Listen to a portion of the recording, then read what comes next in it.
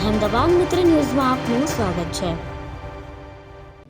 ગુજરાત રાજ્યમાં ચૂંટણી પૂર્ણ થતાની સાથે જ હવે નાગરિકો ઉપર ફરીથી નિયમોના ભંગ બદલ દંડનીય કાર્યવાહી કડક કરવા માટે ગુજરાત પોલીસ સક્રિય બની ગઈ છે। આજે 1 મે થી 31 મે સુધી રાજ્યભરમાં હેલ્મેટ ન પહેરનારા લોકો વિરુદ્ધ કાર્યવાહી કરવા માટે પોલીસ દ્વારા ડ્રાઈવ કરવામાં આવશે।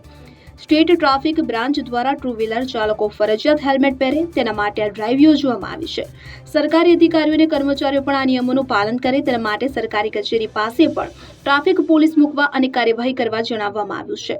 સ્ટેટ ટ્રાફિક બ્રાન્ચના ઇન્ચાર્જ પોલીસ અધિક્ષક મકરંદ ચૌહાણ દ્વારા પરિપત્ર જારી કરવામાં આવ્યો છે, જેમાં વર્ષ 2025માં જુલાઈ મહિનામાં ગુજરાત રોડ સેફ્ટી ઓથોરિટી અને સ્ટેટ રોડ સેફ્ટી કાઉન્સિલની બેઠક મળી હતી।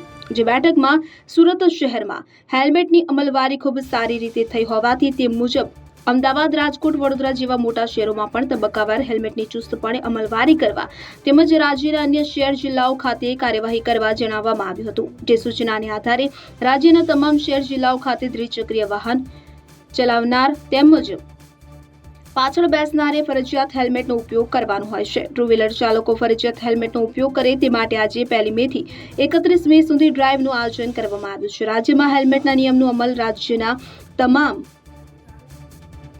સરકારી કચેરીઓના પ્રવેશ દ્વાર પાસે ટ્રાફિક પોલીસ મૂકી કરી અસરકારક કાર્યવાહી કરવાની રહેશે। હેલ્મેટ ડ્રાઈવ અંગેની અમલવારી શહેર જિલ્લાના વડાએ સુનિશ્ચિત કરાવવાની રહેશે।